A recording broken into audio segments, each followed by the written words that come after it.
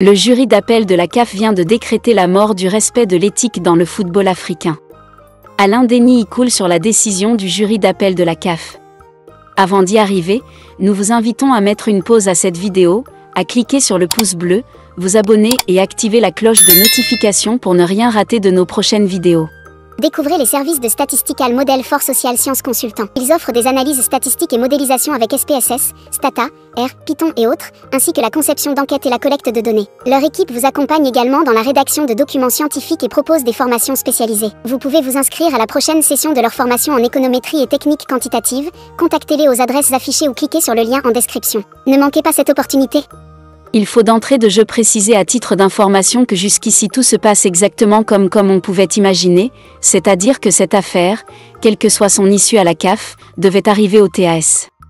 Pour dire que quelle qu'eût été l'issue à la CAF, soit Samuel Eto'o, soit ses adversaires auraient saisi la CAF en dernier recours. Par contre, là où nous devons être inquiets, c'est au niveau de la jurisprudence que va établir cette décision au sein du football africain, j'explique. En déclarant le jury disciplinaire incompétent en matière de fautes liées à l'éthique, la CAF vient de donner le bâton pour se faire fouetter. En effet, désormais dans le football africain, une fédération ou un acteur pourra par exemple décider pendant une compétition CAF de vendre un match auprès des sociétés de paris sportifs, ou encore enfreindre l'éthique de quelque manière que ce soit, sans être inquiété par la CAF. Ceci parce qu'à travers la décision prise en ce qui concerne Samuel Eto'o, pourtant initialement reconnu coupable, la CAF via son jury d'appel s'est dite elle-même incompétente en matière d'éthique, ce qui est très grave. L'autre chose qui devrait susciter la curiosité est le fait pour le clan Samuel Eto'o d'annoncer la nouvelle via communiqué dûment rédigé par ses avocats, alors qu'ils auraient pu comme d'habitude simplement publier le document à eux transmis par la CAF afin que chacun puisse lire les motifs et se faire son idée.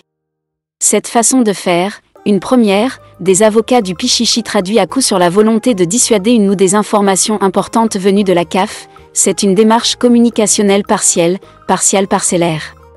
En souhaitant bonne chance au Pichichi en prélude à la décision du TAS, il n'est point superfétatoire de rappeler que le Pichichi n'est pas encore blanchi, mais a juste atteint son premier objectif qui était d'amener la CAF à lui faire gagner du temps déclarant le jury disciplinaire incompétent, toute chose qui relève de la forme, laissant le fond du problème intact. Découvrez les services de Statistical Model for Social Science Consultant. Ils offrent des analyses statistiques et modélisation avec SPSS, Stata, R, Python et autres, ainsi que la conception d'enquêtes et la collecte de données. Leur équipe vous accompagne également dans la rédaction de documents scientifiques et propose des formations spécialisées. Vous pouvez vous inscrire à la prochaine session de leur formation en économétrie et technique quantitative. Contactez-les aux adresses affichées ou cliquez sur le lien en description. Ne manquez pas cette opportunité.